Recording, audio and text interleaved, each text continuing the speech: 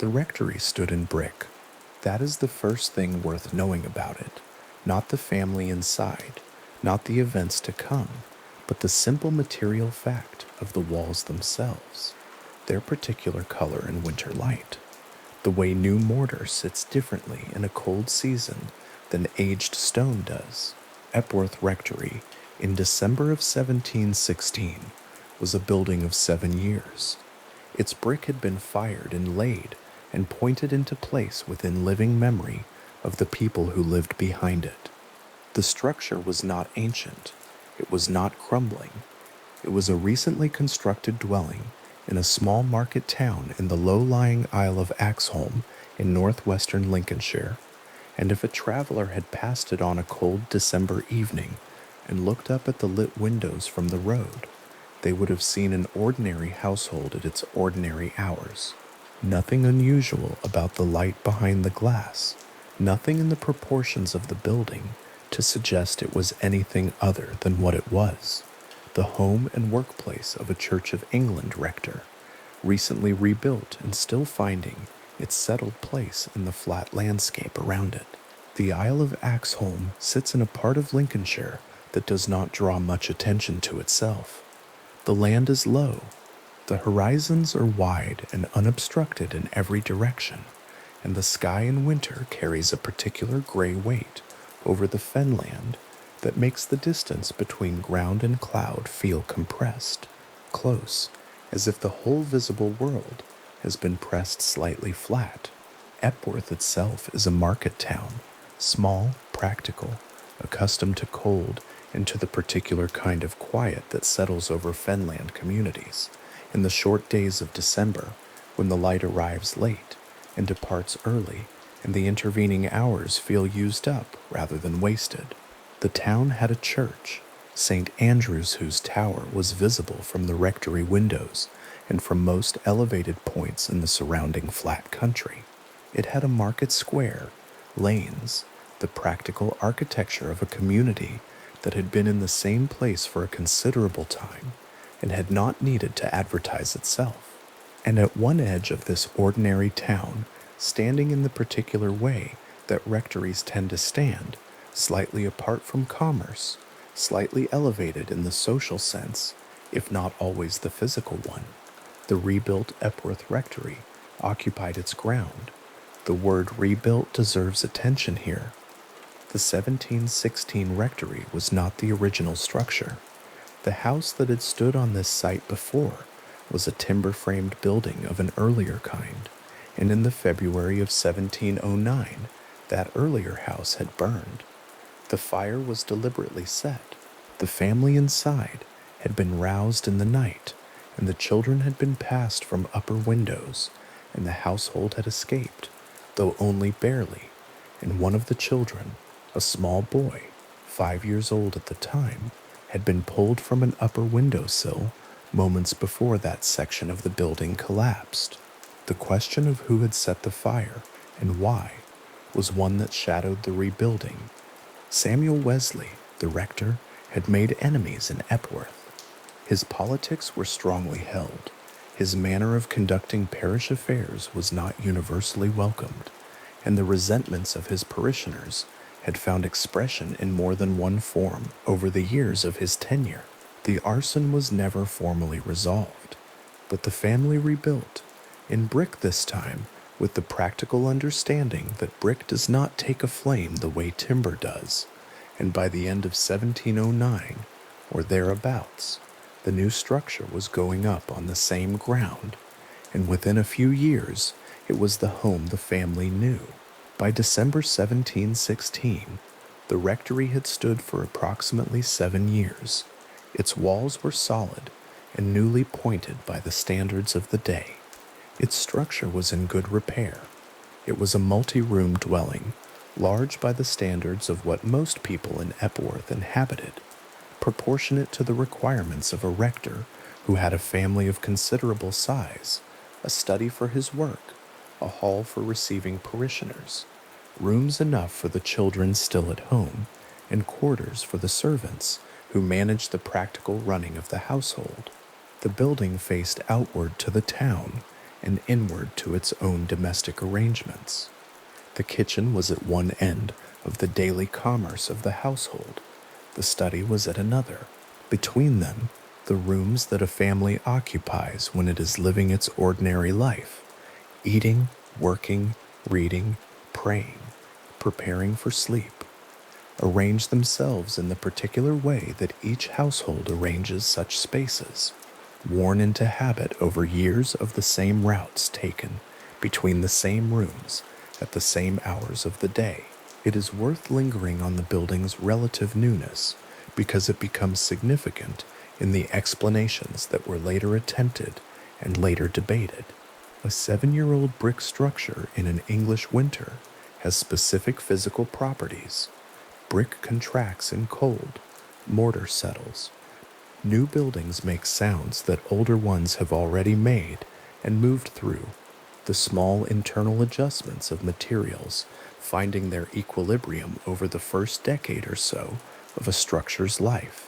These are facts about the physical world that were available to Samuel Wesley when he later considered what might account for the sounds his household heard. He considered them and set them aside for reasons that will become apparent, but the building's age and the particular acoustic characteristics of a recently constructed brick dwelling in cold weather are part of the physical context in which everything else occurred. Standing at an upper window of the Rectory on a December morning in 1716, the view was this: flat. In every direction the land was flat, drained, the product of drainage schemes that had reclaimed the fenland over the preceding century and left behind a landscape that was productive and oddly exposed.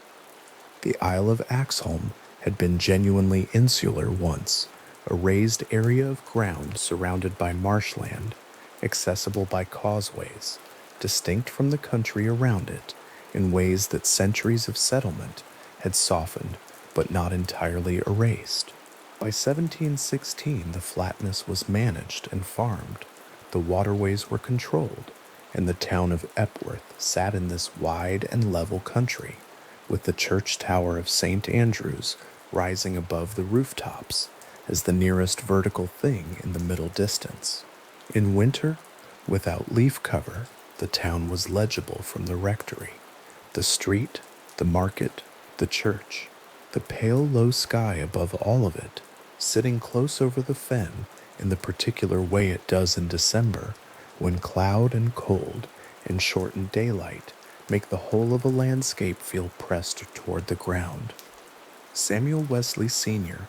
had been the rector of St. Andrew's since 1697.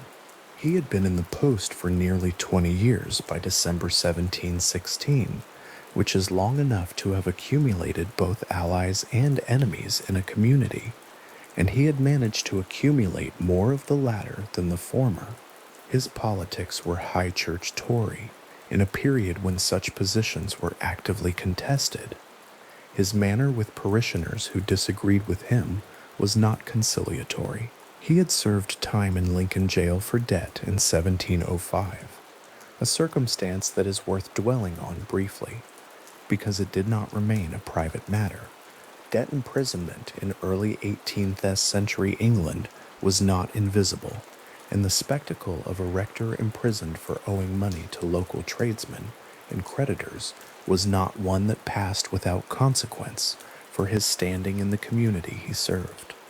The relationship between Samuel and his parishioners was complex and not always warm, and it had been complicated further by the events of the 1709 fire, whose origin remained unacknowledged, but whose probable cause was understood well enough by most people involved. He was not, however, a man without inner resources. Samuel Wesley Sr. was a writer and a scholar, earnest in his theology, committed to his work in ways that his financial difficulties had periodically disrupted, but never entirely defeated. He had published poetry. He was engaged in a long scholarly commentary on the book of Job that occupied years of his study time. He was, by the accounts of those who knew him, a man of fixed opinions strongly held and clearly expressed, not always easy, but genuine in his commitments, and not given to self-deception about things he considered important. These qualities would matter when the disturbances began, and he had to decide what to make of them. Susanna Wesley was by any measure the more systematically intellectual of the two. She was born Susanna Annesley in 1669, the 25th child of a dissenting minister, and she had received an education that was unusual for women of her generation, broadly read, theologically informed, capable of sustained written argument on doctrinal questions.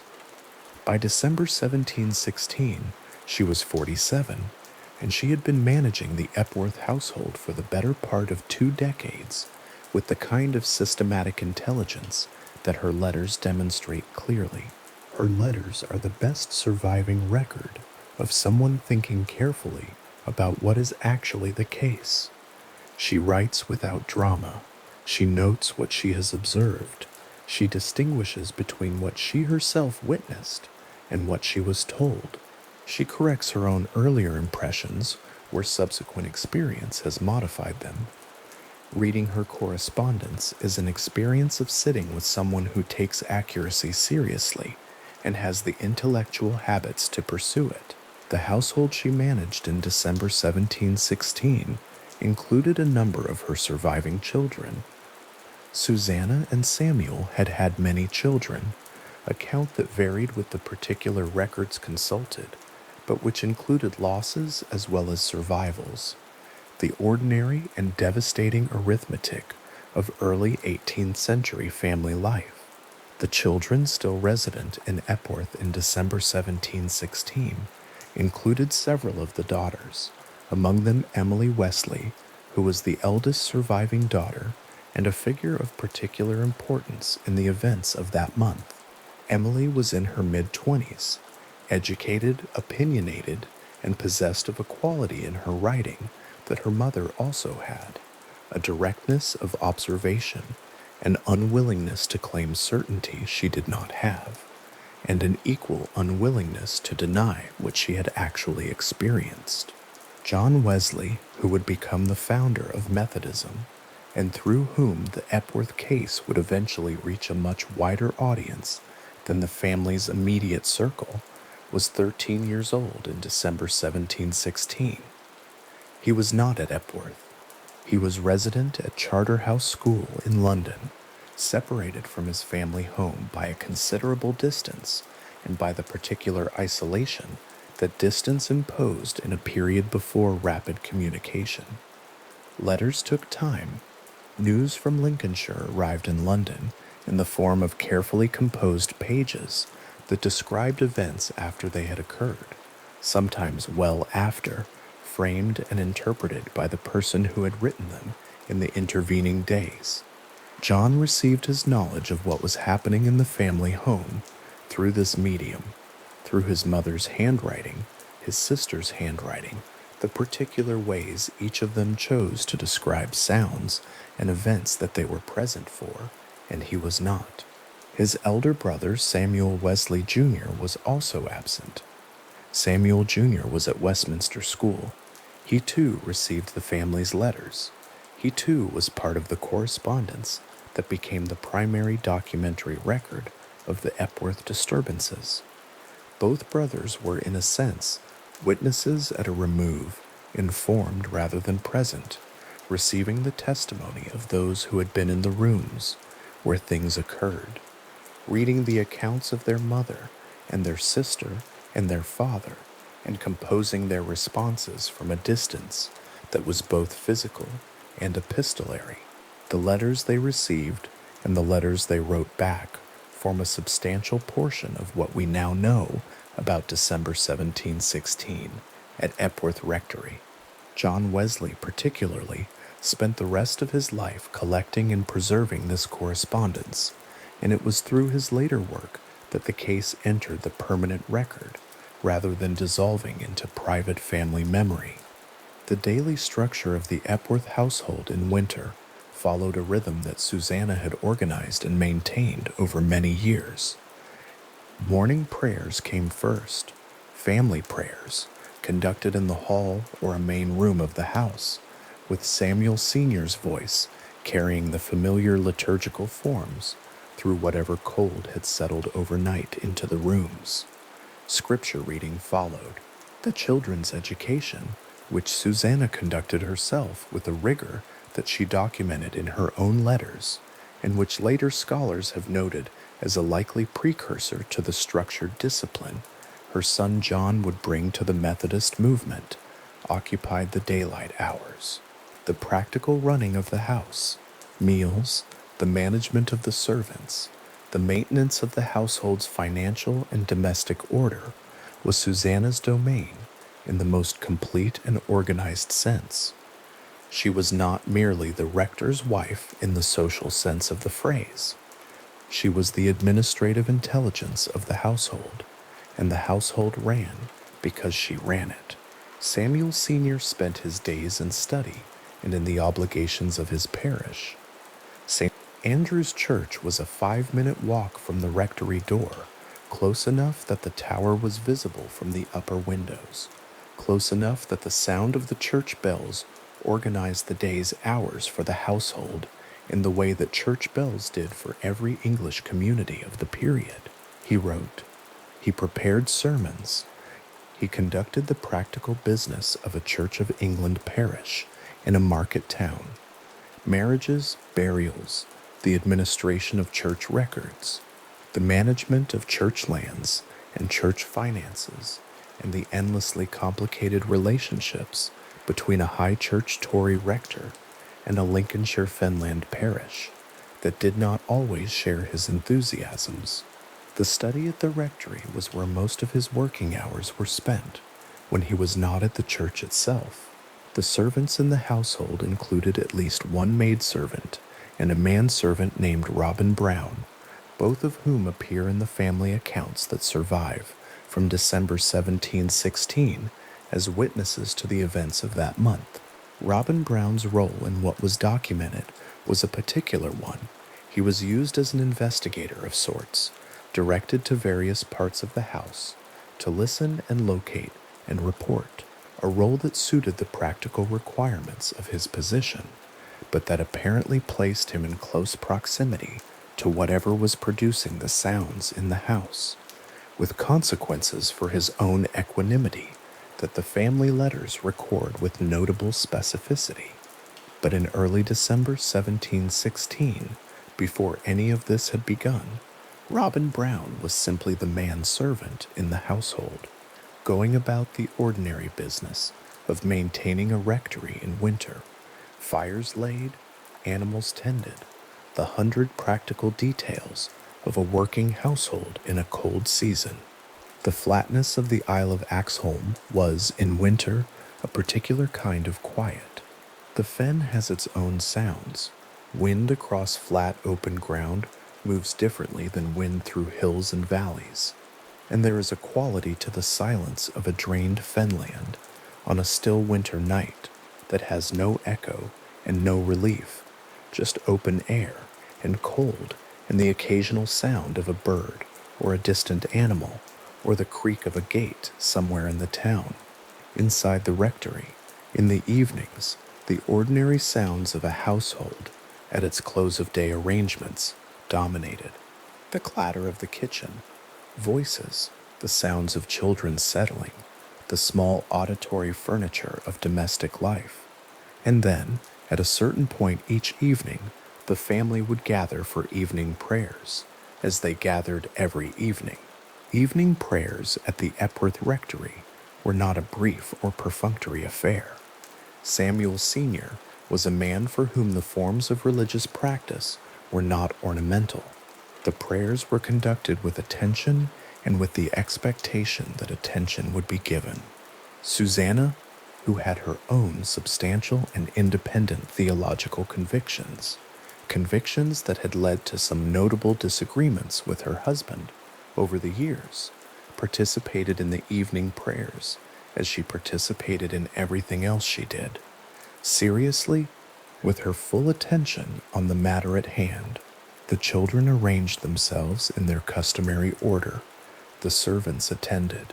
Samuel's voice would carry the familiar words through the cold rooms of the brick rectory, and when the prayers concluded, the household would move toward sleep, the fires banked, the candles extinguished or carried off to bedrooms, the house settling into its nighttime arrangement of darkened rooms and cold passages, and the particular quiet that a December night in Lincolnshire produces.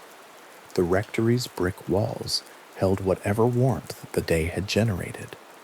They also held the cold once it got in. In winter, the difference between the temperature of the rooms in the morning and the temperature they reached by evening was measurable and felt. A cold house grows colder through the night as the fires die down and the warmth of inhabited rooms dissipates into walls and floors, and the air above unheated spaces. This is a simple fact about how brick buildings behave in cold weather, the kind of fact that Samuel Wesley would have known from 7 years of living in this particular house. The sounds a house makes as it loses heat, the small contractions, the minute adjustments of mortar and brick and timber joinery, are sounds a household becomes accustomed to. They become part of the background of a building's nighttime life, unregistered because familiar, filed by the listening mind under the category of ordinary. What was not ordinary would, in the nature of things, be noticed. That noticing had not yet occurred in the early days of December 1716. The household was intact and in its routines. Susanna was at her correspondence. Samuel was in his study or at the church. Emily and the other daughters were going about their days in the way they went about their days. Robin Brown was doing whatever the season and the household required of a manservant. The maidservants were in the kitchen and the rooms they were responsible for. The rectory was a working household in a small Lincolnshire town, 7 years old in its current form, its bricks solid against the December cold, its windows lit in the evenings against the darkness of the flat fen outside. There is something worth staying with in that image for a moment. The rectory at dusk in early December, its windows beginning to show their light as the short afternoon darkens into the long evening. From outside, from the road that led past it toward the church and the town, the house looked like what it was, a home occupied by people with their own concerns, their own routines, their own relationships to one another and to the community around them. The light in the windows was simply the light of people going about their evening. The sounds inside were simply the sounds of a household doing what households do, preparing food, completing the day's work, moving through the rooms that their life together had filled over the years. The book that Samuel Sr. was working his way through in his study, the long commentary on Job, was a project that had occupied him for years and that he would not complete before his death. Job is a text about a man to whom unexplained things happen, about the inadequacy of conventional explanations when circumstances resist them, about the particular position of someone who cannot account for what is occurring in his own life and is surrounded by people who believe they can. Whether Samuel thought about this during the events of December 1716 is not recorded, but it is there in the background of his working days, alongside the sounds of his household preparing for evening and the particular quality of winter quiet that settled over the Isle of Axholme when the daylight was gone and the fen was dark and still in every direction, and the brick walls of the newly built rectory held the family inside against the cold. The Isle of Axholme had been isolated for a very long time. Its peculiar character, raised ground surrounded by wetland, distinct from the broader Lincolnshire landscape, populated by communities that had been somewhat separate from the main currents of English rural life, until the drainage of the previous century had given it a reputation in the old way of such places for strangeness. This is not unusual. Isolated communities in low-lying wetland areas throughout England had accumulated this kind of reputation over centuries, a mixture of folklore and genuine geographic separateness, producing a local culture that outsiders found distinctive. Whether any of this had bearing on what the Wesley family would experience in their 7-year-old brick house is a question that does not have a simple answer. The reputation of the Isle of Axholme preceded the events of December 1716 and persisted after them. What weight to give that fact is, like many of the questions surrounding the Epworth case, a matter that the evidence alone cannot resolve. What the evidence does establish, clearly and in considerable documentary detail, is that the Epworth Rectory in December 1716 was a real household in a real place, occupied by real people with fully realized inner and outer lives. A rector working on his job commentary in a cold study, a mother writing precise letters at a candlelit table, a daughter old enough to have formed her own considered views about what she was witnessing, servants with their own dispositions toward fear and toward duty, 2 sons in London receiving letters from a household they could no longer picture clearly, and a church tower visible from the upper windows across the flat winter country of the Lincolnshire fen. The evening prayers would conclude, as they concluded every evening. Samuel's voice would reach its final cadence. The household would exhale into the quiet that follows shared ritual, a specific kind of quiet, different from ordinary silence, with the particular quality of attention just released and the body beginning to orient itself toward rest. Candles would be carried off through the cold passages. Doors would be closed. The fires would settle into their overnight arrangements. The brick walls, 7 years old and solid against the December cold, would hold the darkness and the warmth in their several degrees, and the rectory would find the particular stillness of a house going to sleep. December 1716 had begun like any other month. The household rose and prayed and worked and ate and prayed again and settled toward sleep, and the flat Lincolnshire country outside was dark and cold and quietly present in the way it always was in winter, and the church tower of St. Andrew's was the last visible thing against the sky before the light was too far gone to see anything at all. Nothing in the ordinary texture of those first days announced a change. The routines continued. The letters were written and sent. The study fire was lit in the mornings and allowed to die in the evenings. The maidservants went about their work in the kitchen and the lower rooms. The household was in its ordinary life, as settled and as particular and as real as any household anywhere has ever been. Its brick walls, new enough to still have some of the freshness of recent construction and the color of the mortar, its windows lit from within against the darkness, the fen outside quiet and wide and pale under a winter sky that offered no particular sign of what was about to alter. Very gently and very persistently, the quality of the nights within. In the kitchen of Epworth Rectory, on an evening in early December 1716, one of the maidservants stopped what she was doing and listened. The sound was low. It was not quite a groan and not quite a knock, but something between the two, a dull, resonant pressure against the air of the room, coming from somewhere near the lower part of the wall or the floor beneath it, and then stopping, and then returning after a pause long enough to make her wonder if she had heard it at all. She would not have been the kind of person to make much of an odd sound in an old house. The rectory was not old. It had been rebuilt in brick only 7 years before, but houses make sounds, particularly in winter, and a young woman employed in a working household in rural Lincolnshire in the early 18th century would have had every reason to set a strange noise aside and return to her work. She did not quite. She stood a moment longer in the kitchen, her head tilted just slightly, waiting to see if the sound came back. When it did, she mentioned it to one of the Wesley daughters. This is where the documentary record of the Epworth disturbances begins.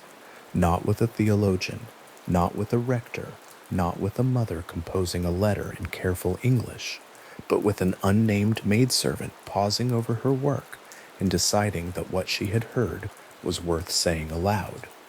The primary family accounts note her response specifically. They note that she was the first to hear it, and that she brought the sound to the attention of others in the house before anyone else in the family had noticed anything at all.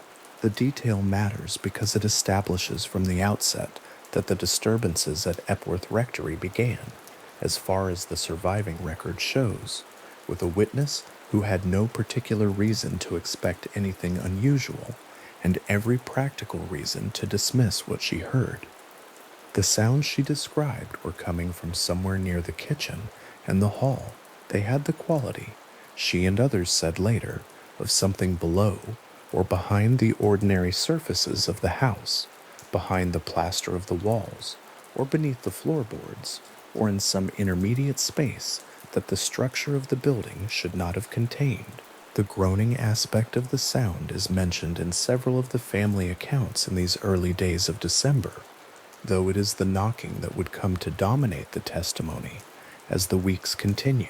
In the first days, the two qualities seemed almost fused, a sound that was partly rhythmic and partly not, that came and went at intervals that did not map onto anything the household could identify as a natural process. The older Wesley daughters were told.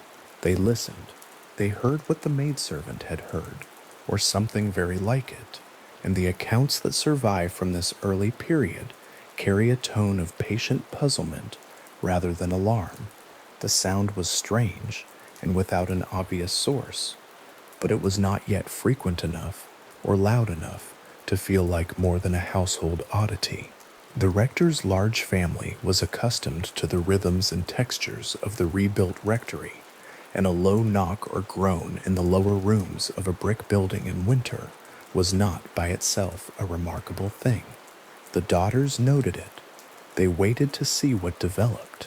What developed was a gradual intensification that over the course of several weeks moved the disturbances from the category of occasional oddity into something that required the whole household to take a position.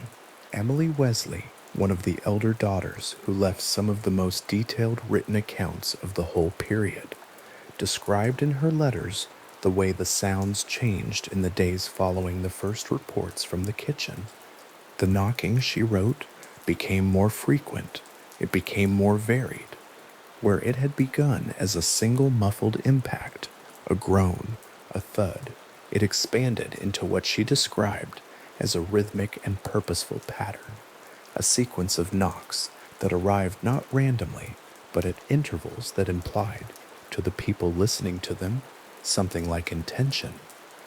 Emily's accounts from this early period are careful and specific in the way that makes them useful as evidence.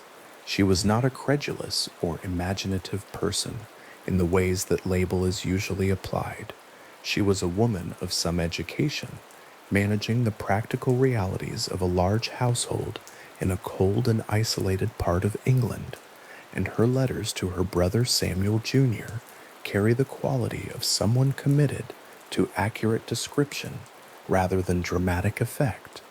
When she wrote that the sounds had a purposeful rhythm, she was noting an observation, not making a claim about its cause. When she described the knocking as escalating from isolated incidents into what she characterized as a sustained nightly pattern, she was giving a timeline. The letters are not performances of fear. They are records of a sequence of events that she was trying to make comprehensible to a person who was not present to hear them.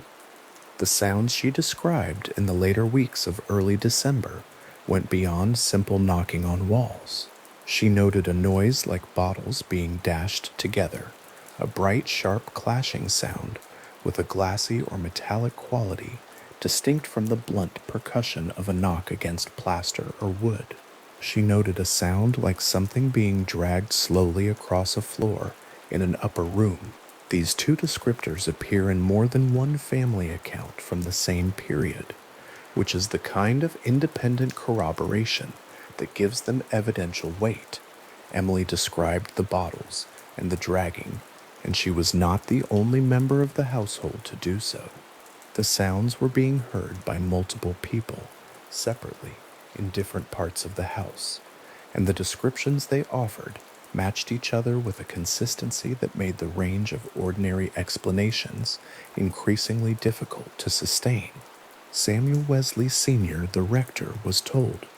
His initial responses were systematic and practical, as one might expect from a man of his education and temperament. He was not by nature a man inclined to accept the inexplicable when the explicable remained insufficiently examined. His first instinct was that the house had rats. This was a reasonable hypothesis for a 7-year-old brick structure in a marshy part of Lincolnshire in winter. Rats move within wall cavities. They drag objects. They produce irregular impacts against wood and plaster, and they are more active at night, which fit the pattern of the sounds well enough on first examination. The rector directed the household to observe more carefully and to look for physical evidence of rodents in the areas most frequently associated with the sounds. No such evidence was found, or rather, the evidence found was insufficient to account for the specific qualities of the sounds as described. Rats produce irregular movement, quick, variable, responsive to disturbance. The knocking that the Wesley household was documenting by the second week of December 1716 had a different character. It was rhythmic. It maintained consistent intervals. It returned to the same locations repeatedly with a precision that rat activity in a wall cavity does not naturally produce. The sounds continued after thorough searches of the lower rooms. They continued when the kitchen was cleared and examined. They continued on evenings when the household was entirely still, and any animal moving within the walls or floors of the building would almost certainly have been detectable by its physical presence. The rector then considered the structure itself. A brick building, 7 years old, in a cold December, on the flat and damp ground of the Lincolnshire fen, might reasonably be expected to produce the kinds of settling and contraction sounds that cold weather imposes on masonry and timber. The structure of a rectory of this period would include significant amounts of internal woodwork, floors, stair treads, door frames, ceiling joists, all of which respond to temperature change in ways that can produce knocking, creaking, and intermittent impact sounds. Samuel Wesley considered this possibility and appears to have found it inadequate for the same reason that the rat hypothesis had given way. The sounds were too consistent, too rhythmic, and too specifically located to be accounted for by the random thermal behavior of a building's fabric. The knocking did not sound like wood contracting in cold air. It sounded, as multiple family members noted in comparable language, like it was being produced deliberately. He directed the manservant Robin Brown to conduct observations. This detail from the family accounts is a practical one. Robin Brown was instructed to position himself in various parts of the house during the evenings when the disturbances were most likely to occur, and to report on what he found. The instruction was sensible. A manservant moving through the household at night had access to spaces that the family members might not easily reach, and could examine the staircase, the lower rooms, the kitchen passage, and the area beneath the floorboards with a freedom and physical capability that the rector's more limited movements might not have allowed. Robin Brown was given a candle and sent to listen. The image that survives in the family accounts of Robin Brown posted in the darkened stairwell of the rectory, his candle held up, the rest of the house quiet around him. Listening for a sound that he could hear but not locate is one of the more specific and curious details in the early documentary record of the disturbances. He was not a member of the family. He had no theological investment in the events. He was a working man employed in a practical household, directed by his employer to find a physical explanation for sounds that were disturbing the peace of the house. He searched. He listened. He could not find a source. The sounds he reported hearing were the same sounds the family had been describing: the rhythmic knocking, the impact against walls and ceilings, and they continued while he was present in the space, apparently without the source he was searching for presenting itself to his investigation. His accounts of these observations, as relayed in the family letters, carry a note of genuine discomfort that is handled in the primary sources with characteristic restraint. He was not happy in his appointed role as investigator. He moved through the house as directed and returned to report that he had found nothing, and the tone in which his reports are described suggests that by the second or third occasion of being sent to listen in the dark stairwell, he was finding the assignment increasingly difficult to sustain with equanimity. His emotional responses in these early weeks are not treated in the family letters as the central point. They are contextual details, offered alongside the factual reports of what he observed. But they are present in the record, and they form part of the picture of a household in which the disturbances were being taken with growing seriousness by everyone who encountered them. The sounds moved through the house in ways that complicated any simple structural or mechanical explanation. The family accounts from December 1716 describe the knocking and groaning as occurring in different locations on different nights, but returning consistently to certain areas. The staircase was among the most frequently mentioned, along with the nursery and the area beneath or adjacent to the master bedroom.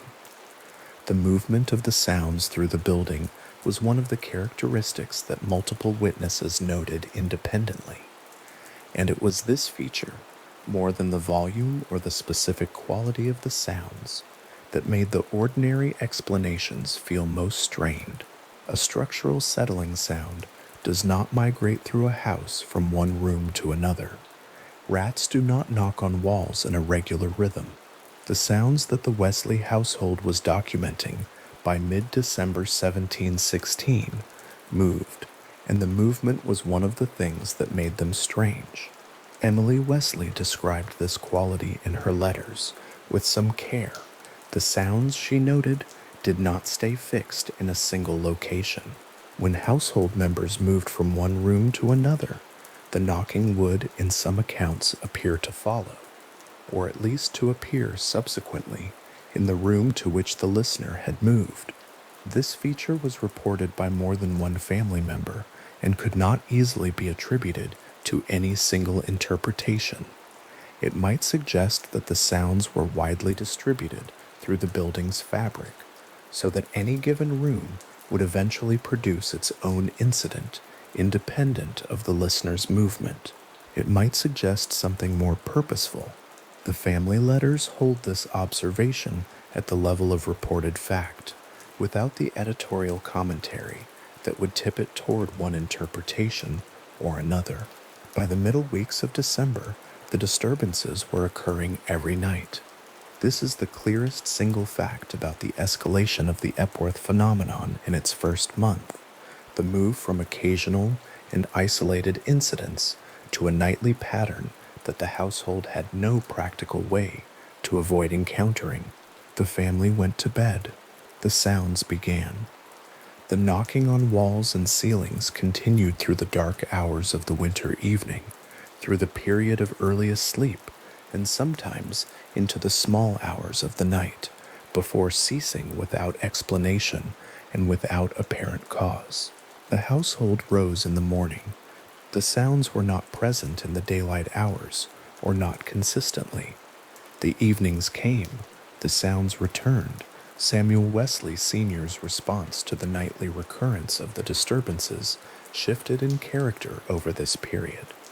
He had moved through his initial practical explanations, rats, structural settling, nearby animals, and had directed his manservant to conduct searches that produced no useful findings. By the later weeks of December, the rector's response to what was happening in his house was becoming something different from methodical domestic investigation. He was beginning, in the way that his family accounts describe, to take the presence seriously as a presence, not merely as a sound to be explained, but as something in the house that he might address directly. This shift is documented rather than speculated about. The family letters record it as a fact about Samuel Wesley's behavior in these weeks, and the picture they give is of a man whose initial skepticism had been eroded by the persistence and consistency of what his household was experiencing. He had been wrong about the rats. He had been wrong about the structural settling. The manservant had found nothing. His wife had heard the sounds close to her own person. His daughters had heard them independently and described them in terms that matched each other. The rector, trained in disputation and long accustomed to intellectual confidence in his own judgments, was arriving at the position that his practical explanations had run out. The sounds continued. They were rhythmic on some nights and more chaotic on others. The knocking against walls would give way to the clashing, clattering noise that Emily described, and then settle back into its blunter, more measured pattern. The footsteps on the staircase, an element that would become one of the most consistently reported features of the whole December period, were heard by multiple family members on multiple nights, always on the same staircase, always carrying the same quality of weight and deliberateness that made them sound, to the people listening, like a person moving through the house. But when the staircase was checked, nothing was there. The lantern carried up to the landing illuminated empty air and the ordinary woodwork of a 7-year-old brick rectory in the Isle of Axholme in winter. The family was not, by December's later weeks, a family pretending the sounds were not happening. They had tried that position, and it had not held. They had tried the practical explanations, and those had not held either. What remained was the nightly fact of the disturbances, the knocking, the groaning, the footsteps, the clashing, and it had the sounds in the nursery and on the stairs and in the walls adjacent to the master bedroom, and the equally persistent fact that no one in the household had found a source for any of it. The daughters heard it, the manservant heard it, and found it enough to disturb his equanimity considerably. The rector heard it, and had by this point stopped treating it as a domestic management problem to be resolved by practical search.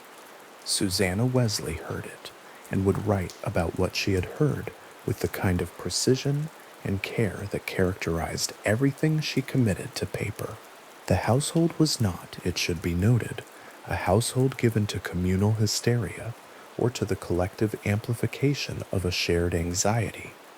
It was a large, busy, intellectually demanding household with a father whose temperament ran strongly toward argument and certainty, a mother whose educational and domestic regime was documented for its rigor, and a group of daughters who were managing the practical realities of a somewhat cash-poor rectory in a part of England that offered few social distractions.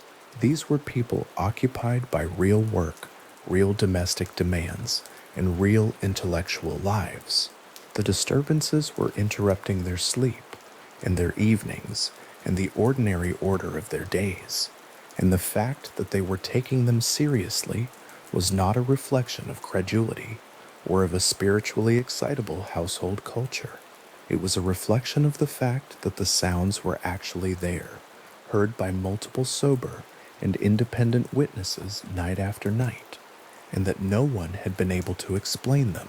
It was somewhere in this period, the late weeks of December 1716, after the disturbances had established themselves as a nightly occurrence, and the practical explanations had been exhausted, that the household gave the phenomenon a name, the name that settled on the presence, the name that would follow it through all the subsequent family correspondence and into the historical record that survives to the present, was Old Jeffrey. The origin of the name is not documented with complete precision in the primary sources, and it is not certain which member of the household coined it first, though attribution has most often been placed with the daughters, and specifically with Emily. What is clear from the family letters is that by the time the name appears in the written record, it is already being used with a degree of familiarity that suggests it had been in household use for some days or weeks before it was committed to paper. The name had already become the ordinary way of referring to the disturbances by the time Susanna and Emily were writing the letters that form the primary documentary evidence of the case. Old Jeffrey. The construction of the name is worth noticing. The word old in early 18th century English carried a range of uses beyond the simple indication of age. It was a familiar, almost affectionate prefix applied to something that had become a known quantity, a troublesome presence, given a title to make it manageable. The way that people in this period might speak of Old Nick as a name for the devil, or Old Harry, or Old Scratch, not with the intention of endorsing a theological claim about its nature, but simply as a way of living alongside something that had become part of the household's daily reality. The Old and Old Jeffrey does not mean the family believed Jeffrey to be an ancient spirit. It means they had found a way to speak about it as something familiar, something with a character, if not a cause, something that could be named, and thereby rendered slightly less strange than an unnamed and inexplicable sequence of nocturnal sounds. The Jeffrey part of the name is less easily explained. No Jeffrey appears in the surviving documentation as a former occupant of the Rectory or the earlier building on the same site in a way that anchors the name to a specific individual. Some later accounts have suggested a link to a person who died at the location before the Wesleys arrived, but the primary family letters do not identify this person with any particularity, and it is possible that the name was chosen more arbitrarily or more playfully than later interpretations have suggested. The family was not, in coining the name, necessarily making a claim about identity or origin. They were doing what people in difficult and inexplicable situations often do. They were finding a way to talk about it that made it something with a shape, and the shape the name gave. Old Jeffrey was, in retrospect, a fairly gentle one. Not a demon, not a ghost exactly, in the dramatic theatrical sense. Something more like a stubborn and somewhat mischievous presence. The word old and the ordinary Christian name, Jeffrey, together producing an image that was more characterful than threatening, more familiar than dreadful. Old Jeffrey knocked on the walls. Old Jeffrey walked on the staircase. Old Jeffrey clashed things together in the dark. The household had not made peace with the disturbances. They were still disruptive, still unexplained, still waking the children and disturbing the rector's sleep. But they had found a way to speak about them that gave the presence, whatever it was, a quality that could be engaged with rather than simply suffered. The letters in which the name appears carry this quality throughout. Susanna wrote about Old Jeffrey in the same measured, precise prose that she brought to every topic she committed to paper. Emily wrote about Old Jeffrey with the particular attentiveness she had been bringing to the sounds since the first weeks of December. The name does not sensationalize the account. If anything, it has the effect of domesticating it, of pulling the strange nightly presence into the orbit of the household's language, making it discussable in the same way that a difficult neighbor or a persistent problem with the roof might be discussed. Old Jeffrey was a problem the household had. Old Jeffrey made noise at night. Old Jeffrey had not yet been explained. By the end of December 1716, the disturbances were occurring every night without exception. The household of Epworth Rectory had moved from a position of hearing an odd sound in the kitchen on a December evening to a position of having, as a settled part of their nightly reality, a phenomenon they had named and documented and discussed at length, and still could not account for.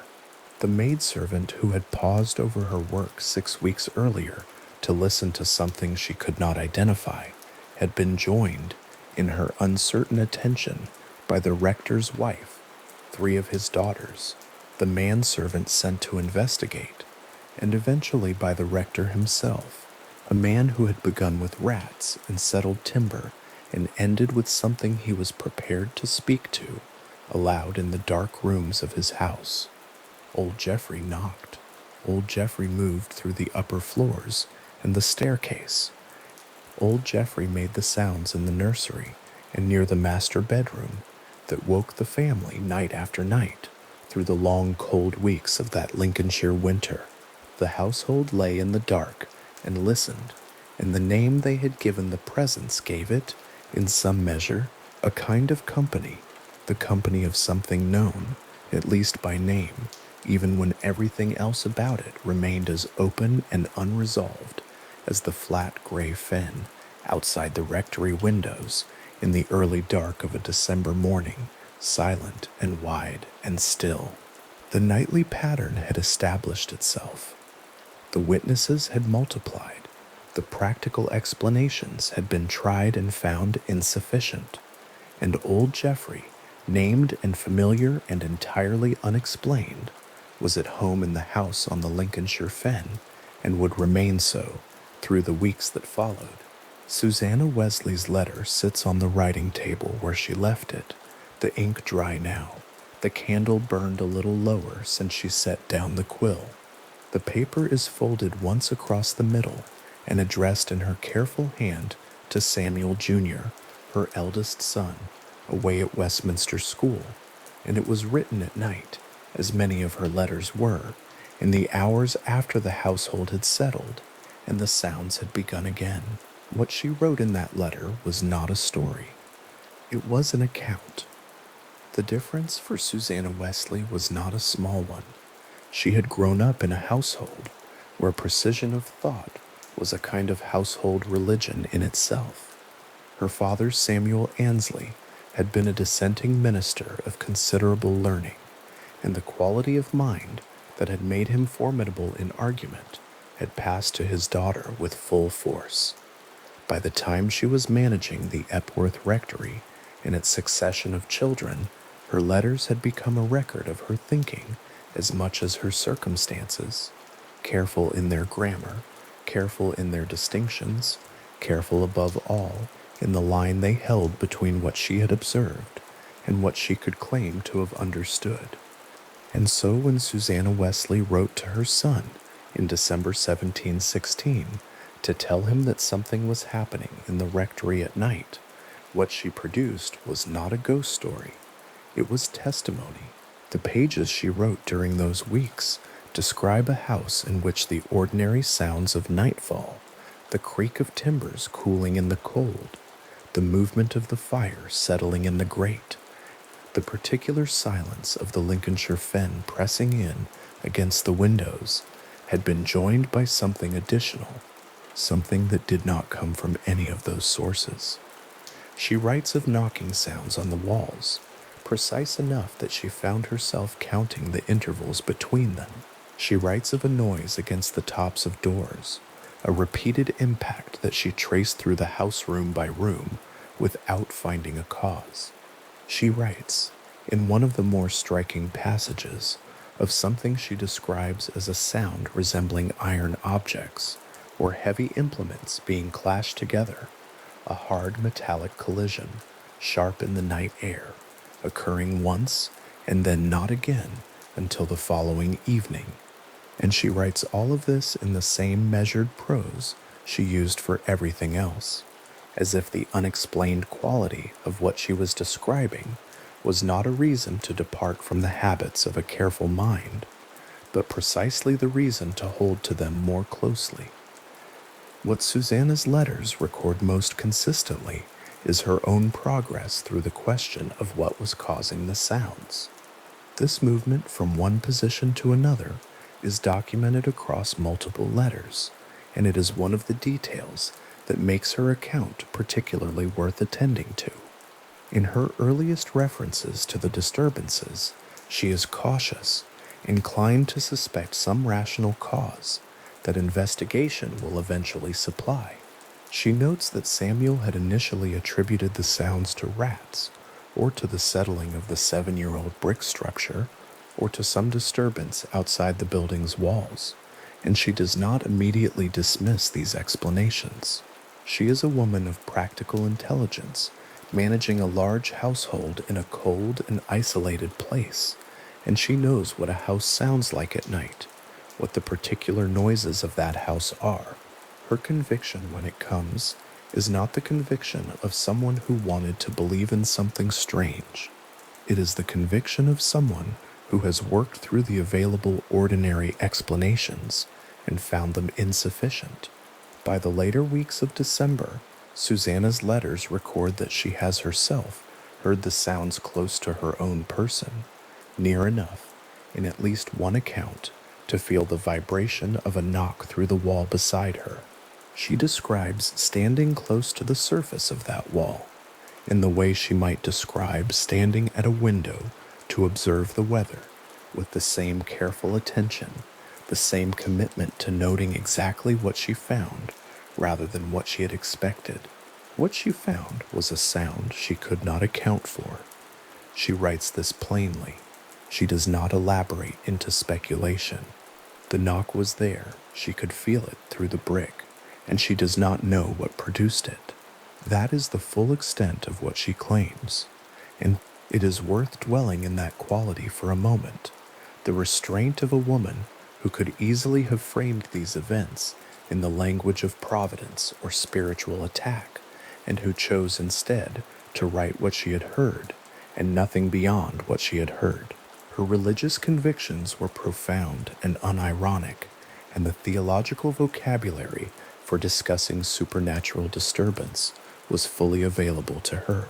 She did not reach for it, at least not in her letters. What she reached for was accuracy. Emily Wesley wrote differently. The eldest daughter at home during the disturbances, Emily was younger than her mother and less anchored to the habits of systematic restraint, and her accounts have a quality of proximity and immediacy that Susanna's, for all their precision, do not quite reproduce. Where Susanna describes sounds, Emily inhabits the experience of hearing them. Her letters give the listener something closer to the house at night, as a felt place, the particular atmosphere of a room after a sound has occurred in it, the strangeness of a threshold that seems different to cross after dark than before. Emily writes of searching. She describes taking a candle into room after room, checking methodically, finding nothing out of order, and then returning to her own room to write down what she had heard and what the search had not found. Emily was one of the first people in the household to hear the disturbances, and her accounts describe the sounds with a specificity that goes beyond mere report. She characterizes the knocking as purposeful, a word she reaches for because the sounds do not quite have the quality of structural noise, the irregular, uncorrelated creak of a building adjusting to temperature. What she records is something more deliberate than that, or at least something that gave the impression of deliberation. The intervals between knocks were noted by multiple members of the household. Emily was among the first to note them. She also describes what she called a noise like bottles being dashed together, a phrase that recurs in other family accounts, suggesting that multiple people use the same language independently to describe the same sound, or that Emily's phrasing was so accurate that when others heard what she had described, they found they had nothing better to reach for. Emily's letters have a quality that is distinct from her mother's in another way as well. Where Susanna is a witness to the sounds, Emily is a participant in the household's attempt to understand them. She writes with some urgency, and her urgency is not quite the urgency of fear, though fear is not entirely absent from her pages, but the urgency of someone who has found something genuinely odd and cannot leave it alone. She goes back to the rooms where the sounds have been. She listens through walls.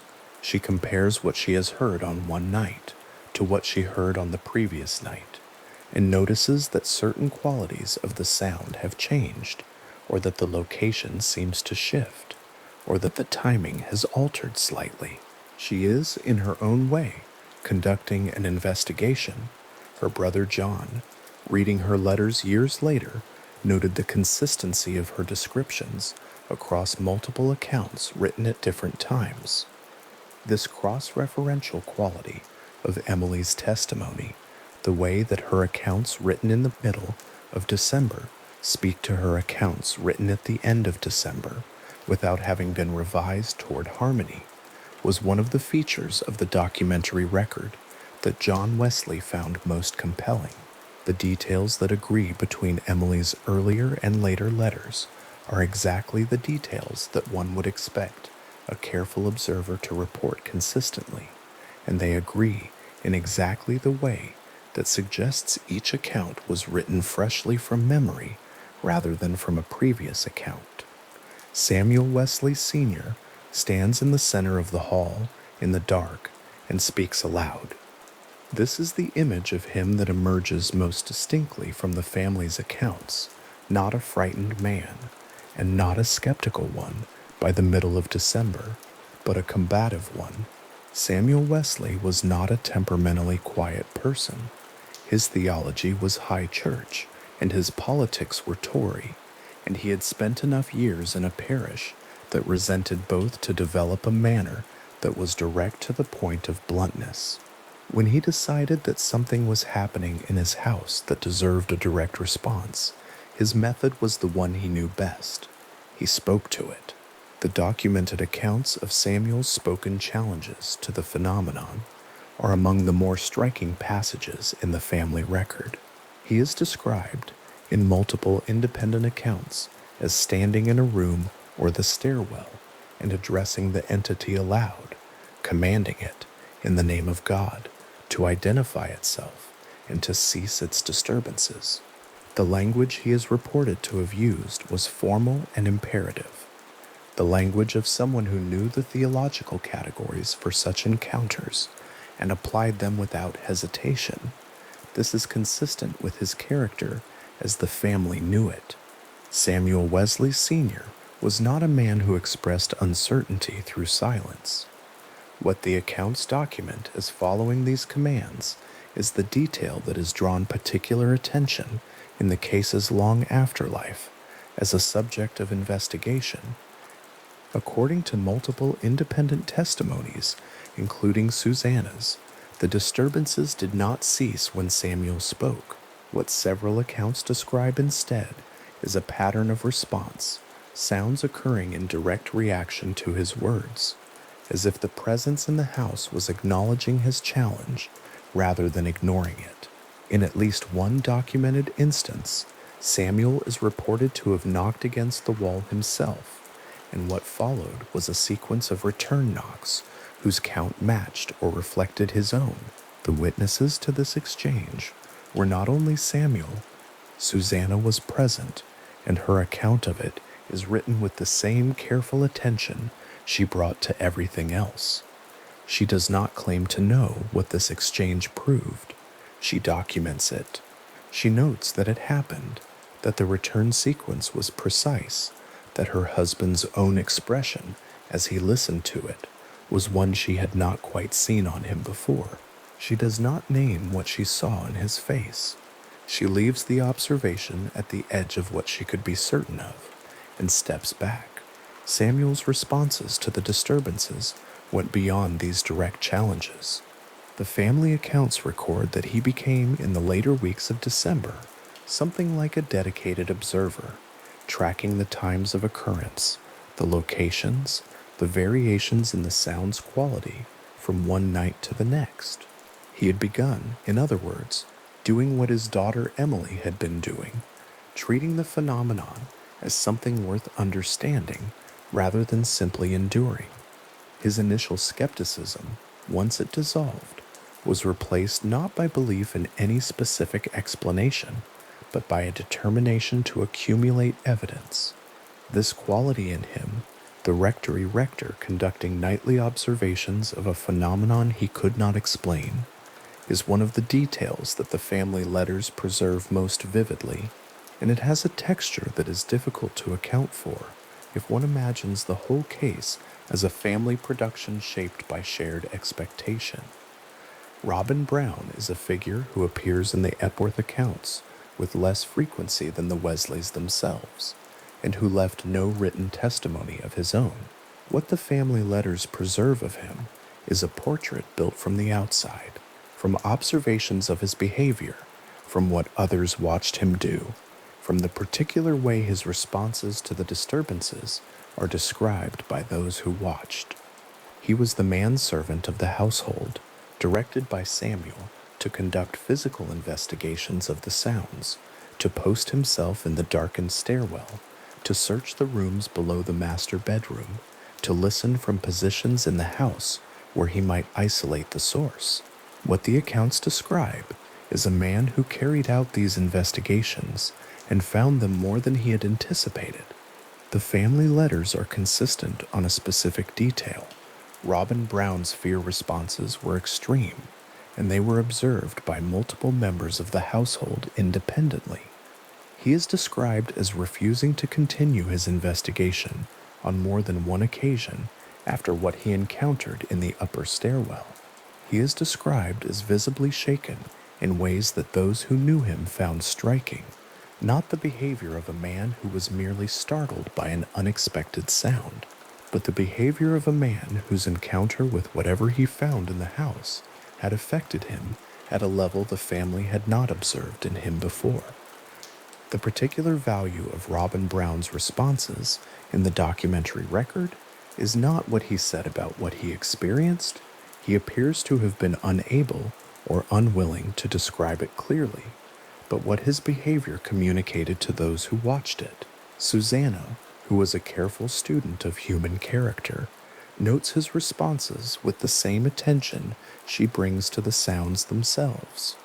She is not offering his fear as proof of anything beyond his fear, but she is noting it as a fact, a piece of the household's encounter with the disturbances that cannot be attributed to religious sensibility or the particular kind of imagination that a more pious or more credulous person might bring to an unexplained event. Robin Brown was a working manservant. He had been sent upstairs to find the source of a sound and to report back. What he found there, whatever it was not what he expected, and his body's response to it was not within his control. John Wesley was 13 years old in December 1716, and resident at Charterhouse School in London, a considerable distance from the Lincolnshire fen and the rectory he had grown up in. He was not there. He received the accounts of what was happening in his family home through letters, his mother's letters, his sister's letters, and eventually the conversations he was able to have with family members when he returned. He was not a witness to the disturbances, but he became, over the course of his life, the most important figure in what happened to the documentary record of the case. The letters arrived at Charterhouse during December 1716, and the image of John reading them has a particular quality to it. A 13-year-old boy, bright and already intellectually serious in the way that his later life makes evident, encountering descriptions of events in his own home that he cannot quite picture because he is not there and has not been there to hear what his mother and his sisters are describing.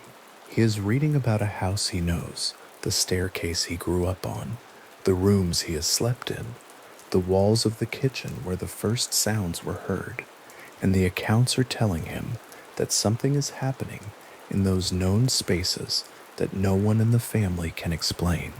He is too far away to hear it, and too close to the people describing it to dismiss their words. The letters survive. This is the first thing to hold on to about the Epworth case as a documentary record. The physical letters written by Susanna and Emily Wesley in December 1716, or transcriptions of them that John Wesley preserved and eventually published, exist as primary sources. They are not reconstructions. They are not later accounts produced by memory. They are documents written at the time, in the middle of the events they describe, by people who did not know how the events would end or what conclusion they would eventually arrive at. This contemporaneity, the fact that the letters were written while the disturbances were ongoing, gives them an evidential quality that later reminiscences could not have had, and it is precisely this quality that John Wesley, later in life, identified as central to the case's reliability. John Wesley returned to the Epworth letters repeatedly across his life.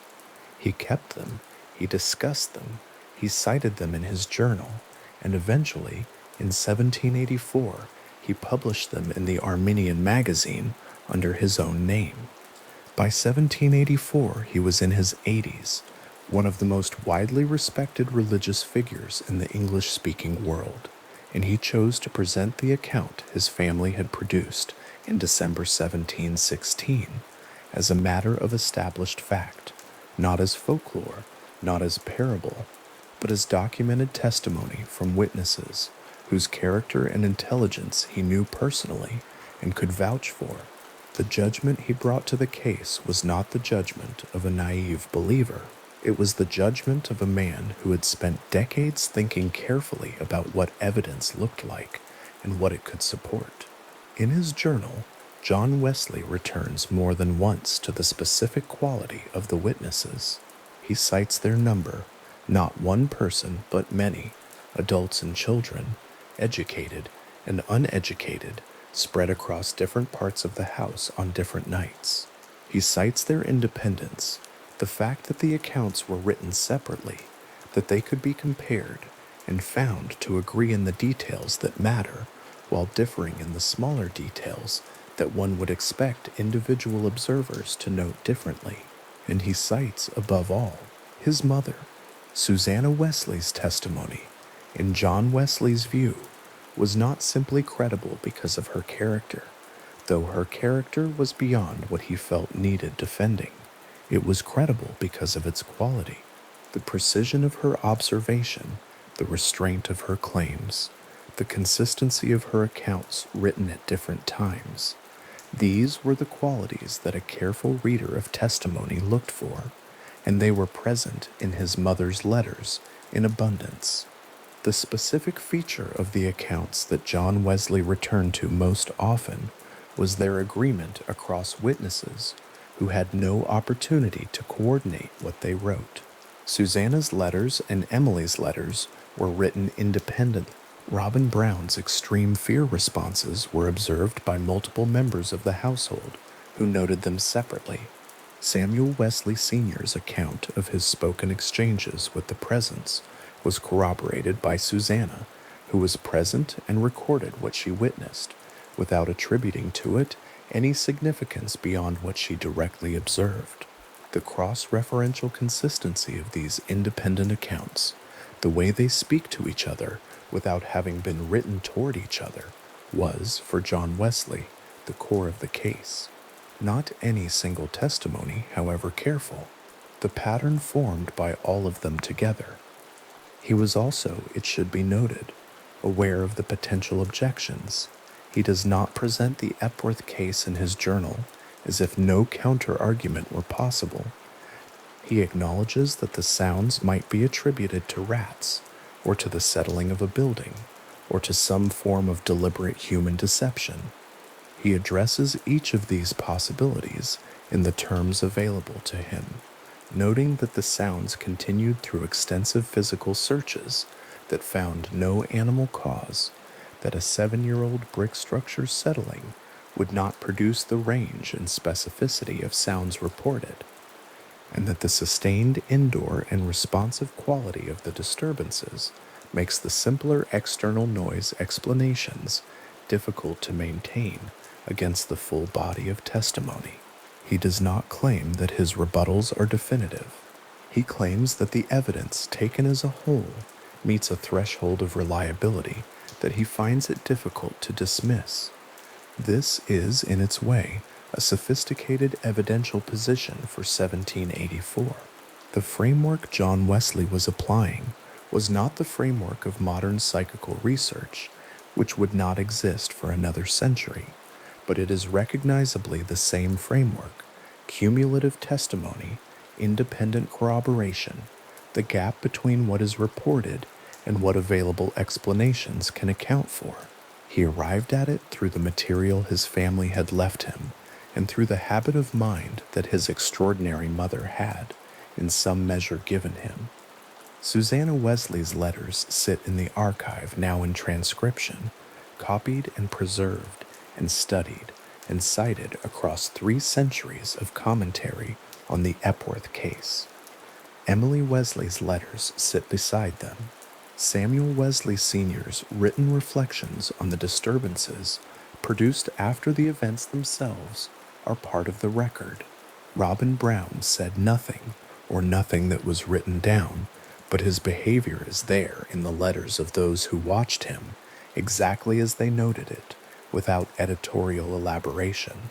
There is something particular about returning to these accounts after the distance of 300 years. What one finds is not the monolithic, unified testimony of a family that agreed on what had happened to them. What one finds is a collection of distinct voices, each with its own quality, each carrying the personality of the person who produced it. Susanna's letters have her systematic precision. Emily's have her immediacy and her willingness to follow the experience wherever it led. Samuel's accounts have his bluntness and his tendency to move directly at whatever confronted him. And Robin Brown's contribution, unwritten, observable only through the eyes of others, has the specific quality of evidence that cannot be shaped by interpretation, because it comes not from speech but from behavior. What these accounts share is not a theory. They do not agree on what old Geoffrey was, or why the disturbances occurred, or what should be concluded from them. They agree on the sounds. They agree on where the sounds were heard and when.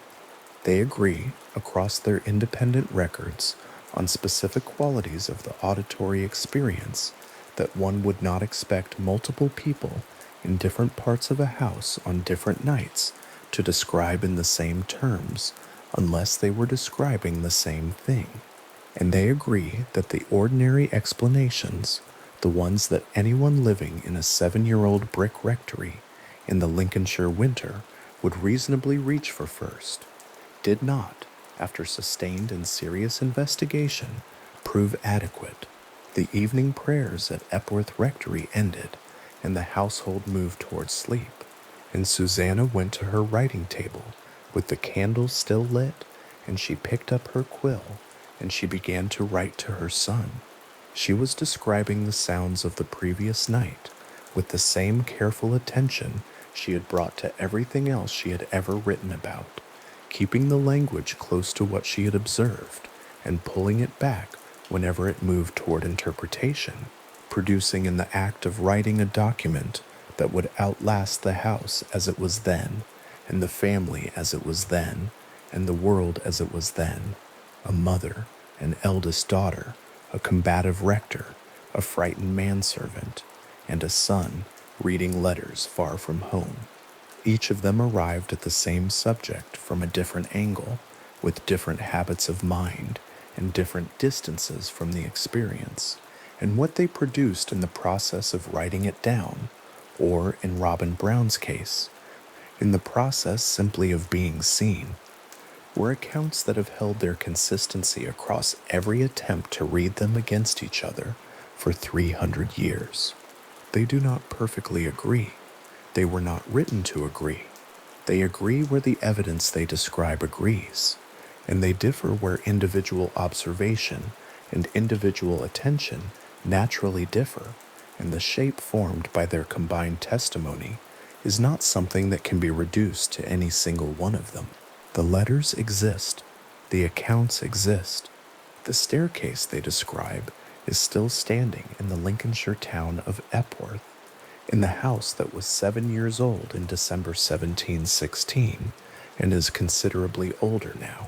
And the consistency of what those letters describe, a mother's handwriting, a daughter's handwriting, a son's reading and returning and preserving and eventually publishing the words of people he trusted, rests quietly in the record, open without a final answer, the details still held in exactly the order in which they were first set down.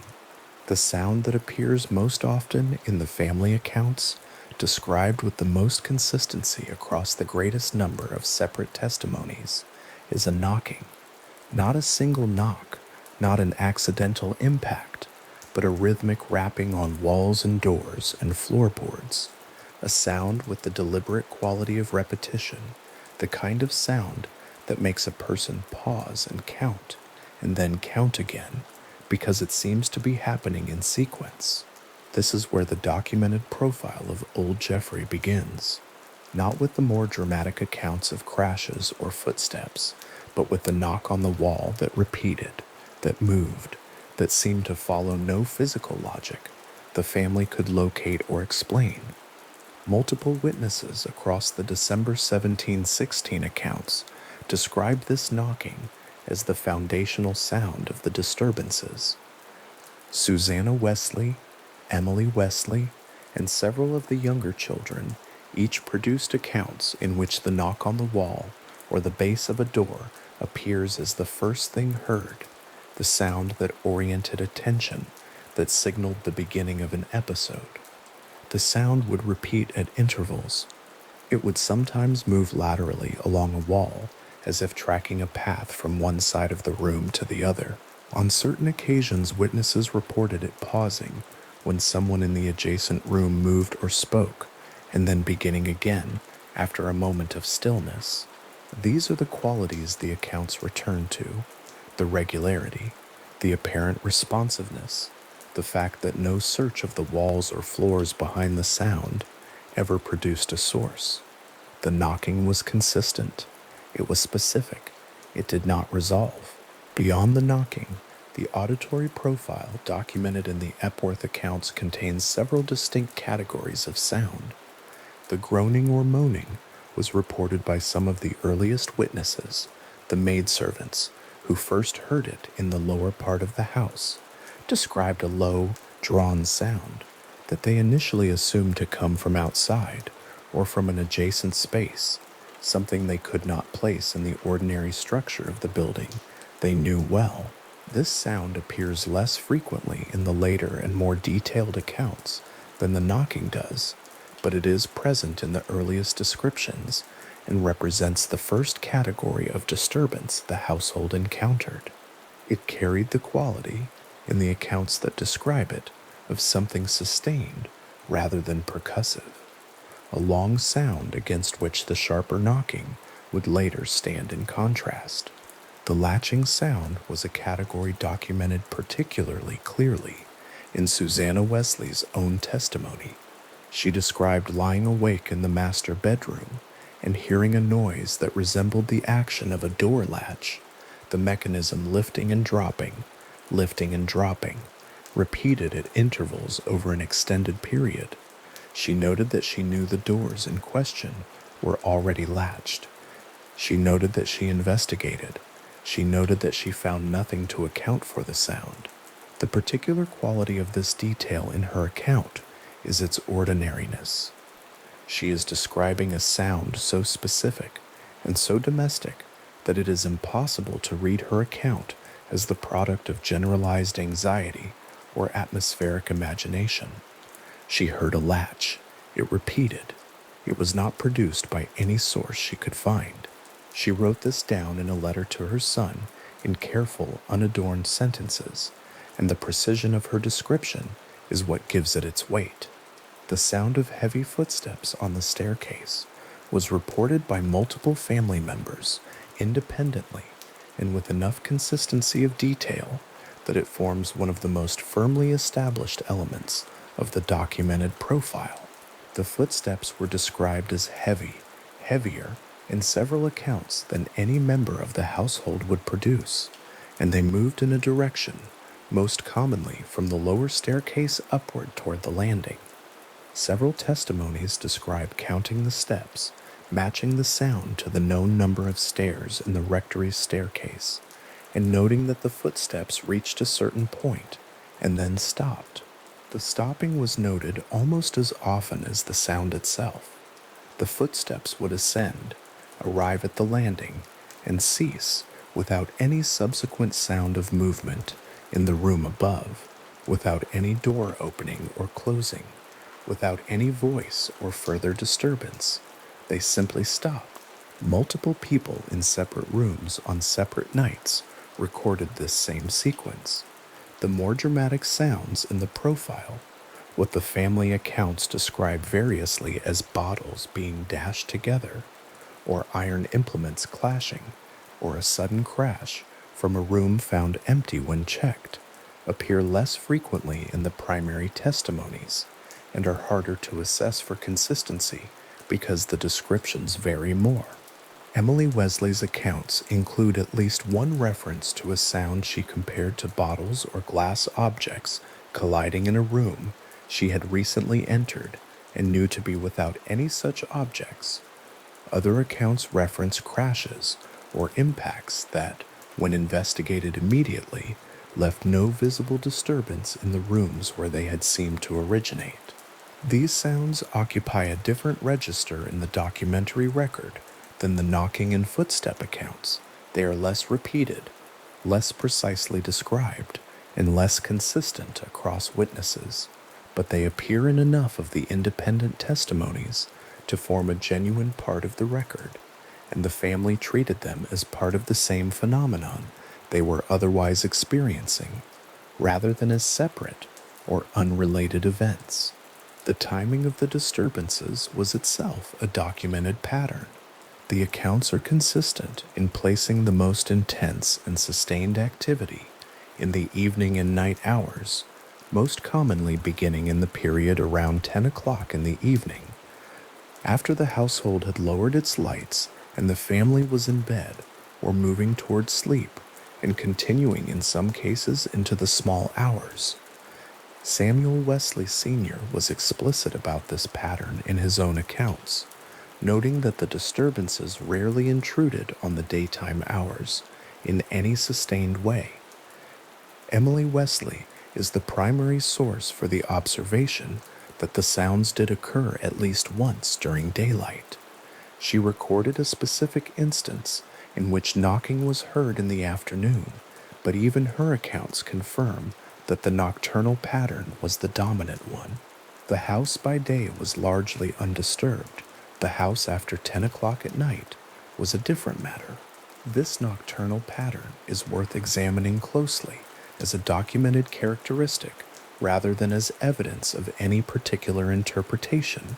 The family lived in the rhythms of their domestic schedule: morning prayers, lessons, household work, evening prayers, and then sleep, and the disturbances inserted themselves specifically into the period of transition from waking life to sleep, into the time when the house was quietest and the family most attentive to small sounds in the dark.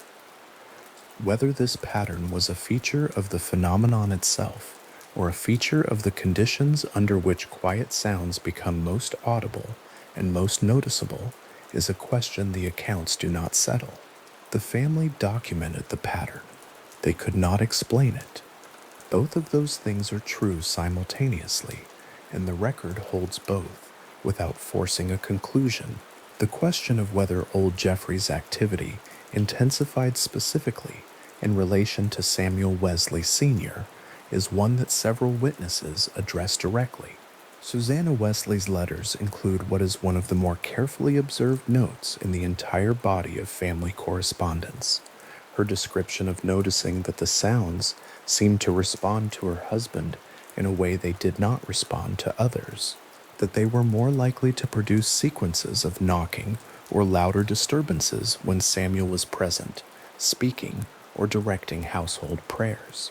This was something she found troubling in its own right, not because she necessarily drew a supernatural conclusion from it, but because the pattern, if genuine, implied some degree of awareness on the part of whatever was producing the sounds, an attentiveness to individuals rather than simply a mechanical occurrence in an otherwise indifferent building. Samuel Wesley Sr. himself acted on this quality of the phenomenon. He spoke aloud to the presence on documented occasions, issuing commands and asking it to identify itself, in the manner of a man who took seriously both his pastoral authority and his theological understanding of entities capable of attention. And on at least one occasion that is reported in the family accounts, he knocked back against the walls directly in response to the sounds, and witnesses present noted that what followed seemed to them to be a responsive sequence, a return of knocking from the direction of the wall he had addressed. The family accounts differ in how they describe what followed these exchanges. Some describe an increase in intensity, some describe a subsequent cessation. What the accounts agree on is that the interactive quality of these episodes was real, that Samuel spoke, that the house responded, and that those present understood the response as somehow directed rather than coincidental. Whether it was or was not is a question the record cannot settle. What the record establishes is that multiple people present believed they were witnessing something responsive. The animal that lived in the rectory during this period enters the documentary record in a way that is quiet and particular and worth sitting with at some length. The family dog. Its breed is not specified in the accounts with any precision, and it was a household animal rather than a notable one, was present throughout the weeks of December 1716, when the disturbances were most frequent and most intense. Multiple family members noted its behavior in connection with the sounds, and the accounts agree with each other closely enough to constitute a consistent record. The dog displayed what the family letters describe as extreme fear, not the ordinary alertness of an animal attending to an unusual sound, not a brief startle followed by settling, but a sustained and pronounced response that those who knew the animal found entirely out of character. The dog's fear response in connection with the disturbances was described in terms of its body. It would press itself low, close to the ground, or push itself into corners or against the legs of family members. It would tremble. It would make sounds, whining or a low continuous vocalization that continued even when no sound was audible to the human occupants of the room. This last detail is worth noting specifically. On some occasions, the dog appeared to react before any sound was heard by the people present, and on at least one occasion, the family recorded that the animal's response to the disturbance was more intense than the disturbance itself seemed to warrant, as though whatever had entered its awareness was somehow larger or more present than the knock or footstep that followed. These are difficult things to assess at 300 years removed from the original observation, but the family members who documented them were people of careful habits who were alive to the difference between an animal behaving unusually and an animal behaving within the ordinary range of domestic life, and what they recorded falls clearly into the first category. The dog's fear was consistent. Episode after episode across the December accounts, the animal was noted in a state of distress that tracked with the occurrence of the sounds, pressing close, trembling, vocalizing, and those members of the household who observed it noted that this response was a reliable indicator that the sounds were about to begin or were already present in a part of the house they could not themselves yet hear. The animal became, in a sense, part of the household's documentation of the phenomenon, simply by behaving in a way the family found impossible to ignore or to explain away within the ordinary terms of domestic animal behavior. Then, over the course of several nights during the most sustained period of the December disturbances, the dog changed. The change was gradual enough that the family letters record it with some attention, a noticing of a shift rather than of an abrupt transformation. The animal stopped reacting, not because the disturbances had ceased. The knocking, the footsteps, the latching sounds, all of these continued in the documented accounts through the period when the dog's behavior changed. But where previously the animal had been reliable in its distress, had trembled and pressed low, and whined through the worst of the nocturnal sounds, it now simply did not respond. It remained calm. It went to sleep. It moved through the house in its ordinary way, apparently indifferent to sounds that continued to disturb the human members of the household. The family found this almost as unsettling as the original fear behavior. Susanna Wesley noted it. Emily Wesley noted it. The accounts suggest that the dog's return to apparent calm while the disturbances continued was not experienced as a reassurance, but as its own form of puzzle, as though the animal had somehow crossed a threshold or adjusted to something the family had not yet adjusted to, or as though it had ceased to perceive something it had previously perceived, without any clear explanation of why. A dog that is frightened by an unexplained sound and then stops being frightened is a domestic fact that resists interpretation. It might mean the phenomenon changed in some quality the animal registered, but the family did not. It might mean the animal habituated, which animals do, in ways and at speeds that do not necessarily track with human psychological timelines. It might mean something else entirely, or nothing at all, beyond the ordinary variability of animal behavior across an extended period of unusual circumstances. The family did not attempt to resolve the question. They recorded the change and noted their own response to it, and they moved on in their letters to the next observed detail. This is one of the qualities of the Epworth documents that makes them interesting at a considerable distance from the original events. The family's willingness to document things they did not understand, to note the change in the dog's behavior without attaching a settled explanation to it, to let the observation stand as an observation rather than as evidence for a predetermined conclusion. Susanna Wesley's letters in particular have this quality throughout. She records what she sees and what she hears and what she notices, and she holds the record open even when the pressure of the experience around her might have encouraged a more decided response. The physical shape of the disturbances, what they sounded like, where they occurred, when they were most intense, how they moved through the building, forms a profile that the independent testimonies converge on quite closely. The Rectory's staircase, cited in more separate accounts than any other single location, was the corridor through which the sounds seemed most reliably to pass. The area beneath the master bedroom was noted frequently. The nursery and the rooms occupied by the older daughters were associated with particular episodes. The kitchen and lower hall, where the first sounds had been heard by the maidservants in early December, were mentioned as points of origin in the earlier accounts. These locations, mapped across the separate testimonies, produce something like a geography of the phenomenon, a pattern of where it went and where it was most likely to be found. Within this geography, the sounds moved.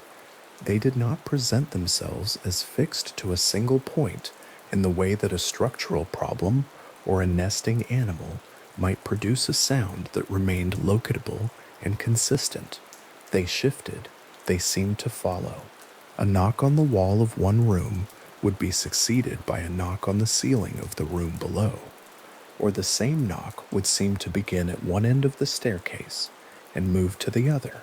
This mobility is one of the documented characteristics that made the family's various attempts to locate a natural source, structural settling, animals in the walls, difficult to maintain across all reported instances. A sound with a single source stays in place. The sounds at Epworth, as documented in the family letters, did not always stay in place. The three-knock sequence was noted on multiple occasions across several of the testimonies. This was a pattern within the pattern, three distinct knocks delivered in a short interval, apparently in sequence, heard by different family members on different nights, and described in terms consistent enough to suggest they were experiencing the same phenomenon.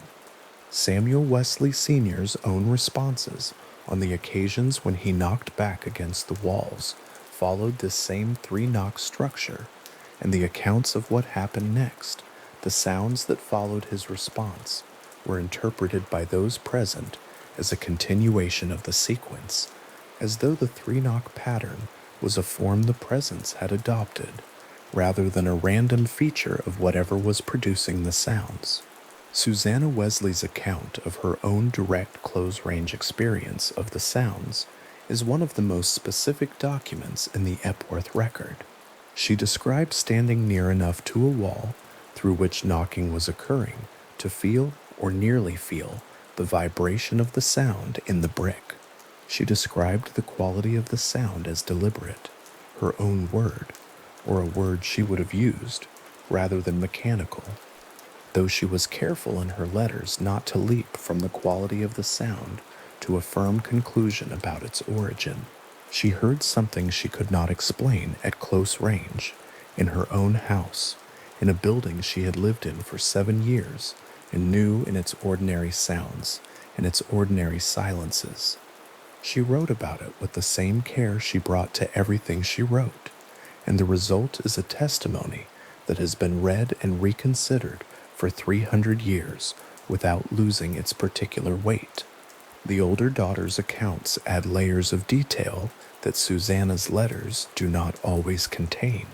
Emily Wesley moved through the house during the disturbances in a way that the letters make clear was systematic, checking rooms, establishing the absence of any evident cause, noting the locations and the qualities of the sounds she encountered, and then returning to her writing to record them. Her accounts include descriptions of auditory experience that place her at close quarters with the phenomenon, in darkened rooms, moving towards sounds that continued as she approached and shifted as she investigated. Her willingness to pursue the sounds rather than retreat from them is itself documented in her letters, and it gives her testimony a particular kind of reliability. The account of someone who was not simply reporting impressions from a safe distance, but who had gone with a candle toward the thing she was describing. The younger children's accounts are less formally documented than those of Susanna and Emily, but they enter the record in the family letters through the observations of the older members of the household who noted what the children heard and how they responded. Several of the children reported hearing the sounds clearly and were frightened by them, though the family's general orientation, guided by Samuel's firm pastoral stance and Susanna's composure, was to treat the disturbances as phenomena to be observed and reported rather than fled. This orientation is itself a documented feature of the household's response to old Jeffrey, and it shaped the kind of testimony the family eventually produced. They were people who were trained by temperament and by their domestic culture to attend carefully and record precisely, and the fact that they did this even in the middle of an experience they found genuinely bewildering is part of what makes the Epworth record as rich as it is. Robin Brown's experience of the staircase on the nights he was posted there to listen and report is documented through the observations of others rather than through his own written account. But the accounts that exist of his behavior are consistent and specific. He was sent to the staircase on more than one occasion with a candle and instructions to remain there and observe. He did not remain. On at least one occasion, the family accounts describe him returning to the lower part of the house considerably faster than he had gone up, unwilling to return to the upper staircase for the rest of the night. His extreme responses were noted by the family as something beyond ordinary nervousness, the reaction of a person who had encountered something that exceeded his willingness to stay near it. He was not, in the family's characterization of him, a person given to particular timidity, which made his responses to the staircase episodes a detail they found worth recording alongside their own more composed testimonies. The accumulated auditory texture of the December 1716 Epworth disturbances, held across all these separate accounts, has a quality that is difficult to settle into a single description. It was not one sound. It was not one location. It was not one time of day, though the nights were the dominant time. It was a family of sounds, related in quality and in the manner of their occurrence, distinguished from each other by their specific characteristics and their distribution across the house that presented itself over several weeks with enough consistency to force the household to accept that something was happening, and with enough variation and mobility to resist any single mechanical explanation for how it was being produced. The rectory itself remained, throughout all of this, the same brick building it had been before the first knock was heard. Its walls were solid, its stairs were counted and known. Its rooms were the rooms the family moved through every day in the ordinary conduct of their lives. The structure had not changed. What had changed was the quality of attention the household brought to the sounds within it, a quality of attention that the disturbances had made acute, that had sharpened into the capacity to sit in the dark and count knocks and note directions and compare the sound of footsteps on stairs with the sound of a family member actually crossing from one place to another, and to understand the difference. This sharpened attention is what produced the documentary record, and the record, held at whatever distance and considered with whatever frame, contains a set of specific auditory observations that still resist any single, fully sufficient account of what caused them. The household dog, pressed into its corner in the long weeks of December, trembling at sounds the family was still trying to understand, and then, later, simply quiet, lying still, attending to nothing, the sounds that had made it tremble continuing in the rooms above, and the animal below making no response at all. The family noted this. They could not explain it. The dog went on sleeping in the cold rooms of the rectory, while old Geoffrey went on making its way across the landing, and whatever had crossed between the animal's earlier terror and its later calm remained, for the family who observed it, and for everyone who has read the account since, a small and particular and entirely open question in the middle of a larger one, the simplest explanation the Wesley family ever raised for what was happening in their house was also the oldest one.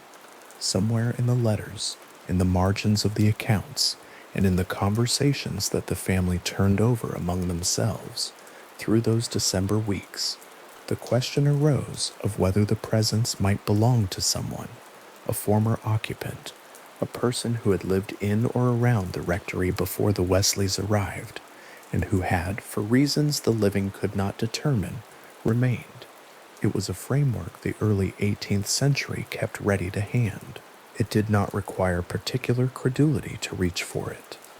It was simply what such disturbances were understood, in that time and in that place, to most probably mean The difficulty is that the historical record does not supply a name.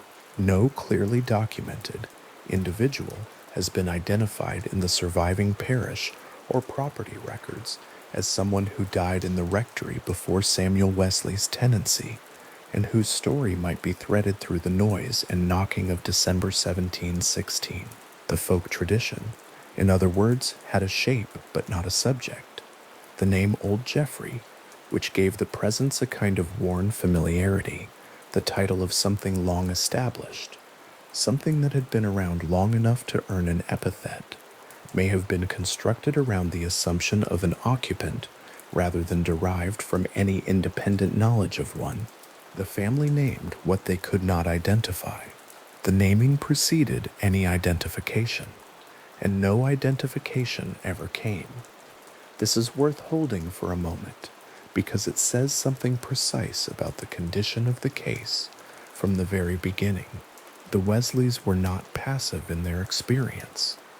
They were educated, literate, and practiced in the business of observation and record. Susanna Wesley's letters are not the letters of someone who reached quickly for an explanation. They are the letters of someone who applied the same methodical intelligence to an anomalous domestic situation that she applied to her children's education and her household's management. When she and the rest of the family considered the former occupant hypothesis, they considered it seriously. They followed it as far as it went, and what it gave them was a title without a referent, a tradition without a name to place inside it. Old Geoffrey remained, in this respect, exactly what the name suggested, a presence known well enough to be addressed and not well enough to be understood. Samuel Wesley Sr.'s own written reflections moved in a different direction, though they did not entirely abandon the question of identity. His theological framework, shaped by the high church Anglicanism he practiced and defended against the considerable local resistance that had made his tenure at Epworth so difficult, inclined him toward two distinct interpretations that were not, in his understanding, mutually exclusive.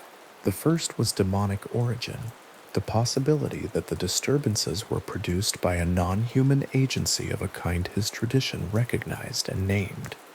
The second was that the disturbances were premonitory, signs of future misfortune, presaging some difficulty or disaster that had not yet arrived.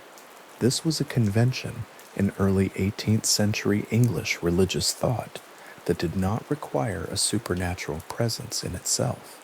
It required only that the world was sufficiently ordered and attended by providence for unusual events to carry meaning, for the pattern of knocks on a wall to be, in some sense, a communication about what was to come. Later members of the family, looking back, noted that Samuel's subsequent years were not without their hardships. The financial difficulties that had already taken him to Lincoln Jail continued. The tensions with his parish were not resolved by the events of December 1716, which in any case remained a private family matter for decades. If his reading of the disturbances as premonitory was a comfort to him, a way of placing the inexplicable inside a story with a meaning, it was also a reading that the circumstances of his later life allowed his descendants to feel was not entirely wrong. This retrospective shaping of the case is not evidence of anything. It is rather a part of the human texture of the case, the way that the people who lived inside it continued to work with what it had given them, turning it in their hands long after the sounds had stopped. The secular hoax hypothesis, which was raised during the 18th century and has been revisited at intervals in the 300 years since, proceeds from a different set of facts. Samuel Wesley was not a man without enemies. The fire of 1709 that destroyed the earlier rectory was understood at the time and recorded in the family accounts as deliberately set an act of hostility from within or connected to the community he served. The political and religious tensions of his tenure at St. Andrews were real, documented, and had produced actual consequences for the family's safety and standing. The question the hoax hypothesis puts is whether the same hostility that produced the arson might have produced the disturbances, whether someone with access to the rectory's exterior or to knowledge of its layout could have manufactured the knocking and groaning sounds that dissemble with the intention of distressing the household or destabilizing Samuel's authority. No one was ever caught. No one was ever conclusively identified. The hypothesis is serious enough to have been considered by investigators, including those associated with the Society for Psychical Research, and it is not dismissed by the record. It simply cannot be confirmed by it. The difficulty that the hoax explanation encounters is not in principle, but in application. The sounds documented in the family accounts were not only heard from outside the building, or concentrated in areas near the exterior walls, or limited to nights when the weather or the season might favor concealment. They were heard in interior stairwells and at the tops of doors. They appeared to track movement through the house. Susanna Wesley's account of a latching sound, repeating at intervals in a room she was already inside, describes an experience that a simple external knocking would struggle to produce. This does not disprove the hoax hypothesis. It complicates it. The specific spatial and responsive qualities of the reported sounds would have required, if they were artificially produced, a degree of access and coordination across weeks of sustained activity that the hypothesis has never been able to fully account for. A separate and more prosaic set of explanations has attended the case from Samuel Wesley's own early investigations. The rectory in December 1716 was 7 years old, a brick structure built quickly to replace the timber-framed house destroyed in 1709. Standing on the flat, cold, wet ground of the Lincolnshire fen in the depths of an English winter, thermal contraction and structural settling in brick buildings, particularly those of relatively recent construction, can produce knocking, cracking, and groaning sounds that in certain conditions are not easily traced to their origin. Rats or birds nesting within wall cavities were a feature of period dwellings and could produce scratching, scurrying, and intermittent irregular noise. Samuel himself proposed these explanations in the early weeks and directed the manservant Robin Brown to investigate on the basis of them. Robin Brown investigated. He did not find rats. He did not find structural sources. He did not, ultimately, continue his investigations without extreme reluctance, and his responses are themselves part of the record, documented in the family letters as a form of corroboration that something beyond the ordinary settling of walls was occurring. The structural and animal explanation is honest as far as it goes. It goes in the assessment of most subsequent investigators, some distance, but not the full distance required. The sounds documented at Epworth were not random. They were not simply ambient noise attributable to a cold building in a cold month. The described pattern of responsiveness, sounds that apparently altered in intensity when Samuel Wesley spoke aloud, sounds that apparently followed movement through the house, sounds that appeared to produce something like sequential answers when Samuel knocked back against the walls, is not a pattern produced by thermal contraction or by rats in the woodwork. One can apply the structural explanation to the initial groanings heard by the maidservants in early December. One can apply it to some portion of the irregular knocking that followed, applying it uniformly across the full body of testimony, and in particular to the accounts that describe responsive and purposive behavior, requires a degree of revision to what those accounts actually say that most investigators have found they cannot honestly make. The Society for Psychical Research, when it came to look at the Epworth case in the decades following its founding in 1882, brought to the material the kind of systematic attention it had been established to provide. Its approach to historical cases was methodical in a specific way. It did not simply evaluate the content of the testimony, but the conditions under which the testimony was produced, the number of independent witnesses, their education and social standing, the consistency of the accounts across different observers, the presence or absence of motives for fabrication, and the degree to which the reports had been subjected to scrutiny by the witnesses themselves before being committed to writing. By these measures, the Epworth case ranked in the Society's assessment as relatively strong for a pre-modern case. Not conclusive, not beyond question, but not easily set aside. The witnesses were, by the standards of early 18th century England, a notably capable group.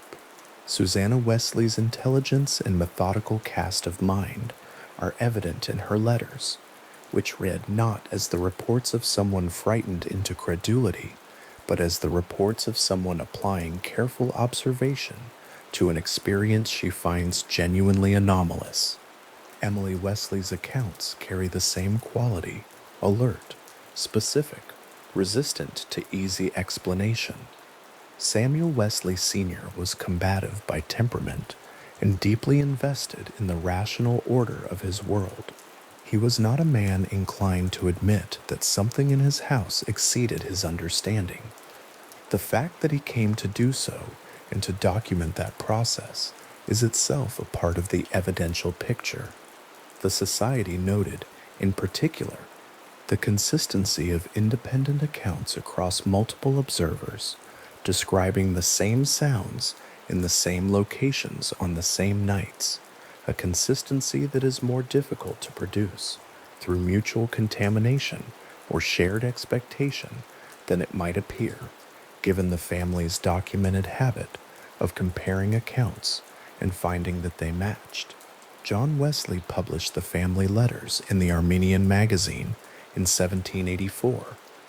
This was the act through which the Epworth case moved from private family record to public document, from a collection of letters held among siblings and their descendants into a printed text available to readers, to investigators, and eventually to the systematic attention of the organizations that would attempt to study such phenomena in the following century. John Wesley was 81 years old in 1784. He had carried the Epworth accounts for more than 60 years. He had not, in that time, revised his confidence in the basic reliability of what they described. His published preface treated the case not as curiosity or family lore, but as a matter of documented fact, and his basis for that confidence was stated plainly: the number of witnesses, their character, and the consistency of their accounts. The Armenian magazine text became the primary documentary source through which the case entered the literature of psychical research. The Society for Psychical Research worked from it. Subsequent investigators worked from it. It remains the foundation of the documentary record, and it is worth understanding what that means. It means the case as it is known today rests on a set of family letters written by people who were present, addressed to people who were not, composed in the days and weeks immediately following the experiences they describe, and preserved through the decision of one member of the family to make them available to the wider world after decades of private consideration. This is a specific and limited kind of evidence. It is also, within its limitations, a genuine kind. The letters are real. The handwriting in the originals is real. The people who wrote them were real. The case they describe is not a legend or a late accretion. It is a documented event in the lives of a specific family, in a specific house, in a specific winter, and it has been available to scrutiny in more or less the same form for more than 200 years. What scrutiny has not produced in all that time is a settled answer. The folk tradition that proposed a former occupant never found its name. The theological framework that proposed demonic or premonitory origin was never confirmed or refuted by the evidence available to it.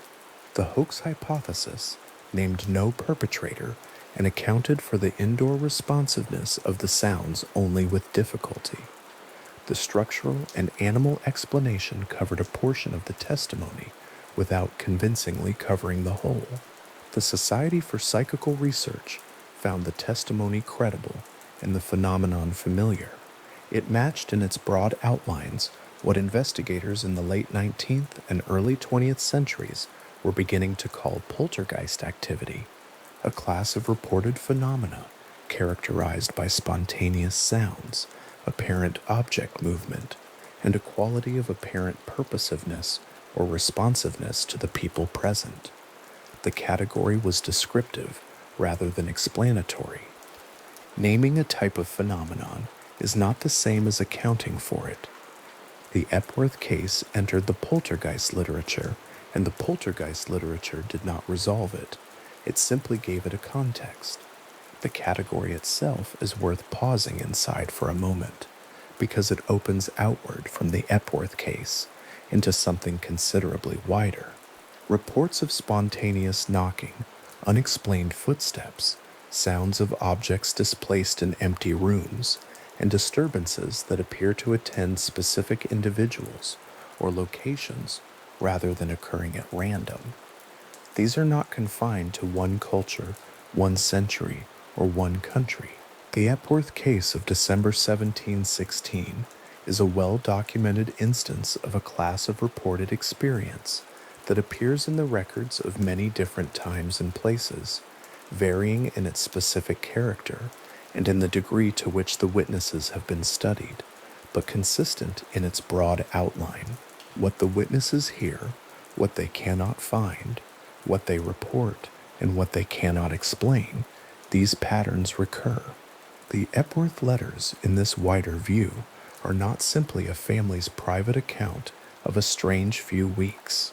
They are one of the clearest and most carefully documented examples in the historical record of a phenomenon that has been reported, with considerable consistency, across centuries.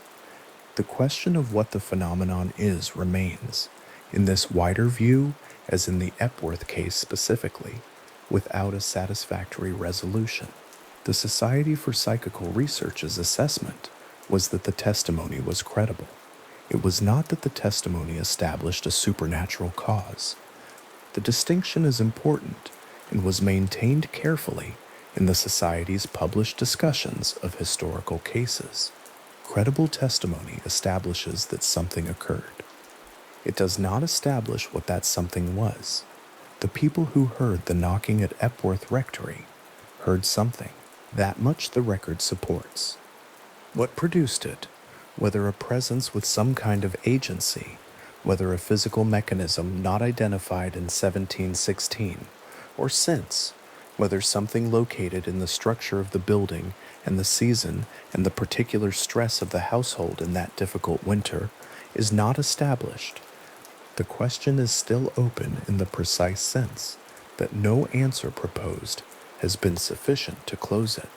Epworth Old Rectory stands today in Lincolnshire, its early 18th century brick structure, maintained and open to visitors. The staircase is still there, the same staircase where the sounds of heavy footsteps were heard ascending and pausing at the landing, noted independently by family members who had not compared accounts before they wrote them down. The walls of the main rooms are still there, the same plastered brick against which Susanna Wesley pressed close enough to feel whether the vibration of a knock came through the material, and wrote afterward that she could not account for what she had felt. The bedroom that was the master bedroom in 1716 is still identifiable within the house's layout. The rectory exists as a living building rather than a ruin, used and maintained and visited, and among the things visitors come to find, there is some version of the question that has been asked of it since December of that year.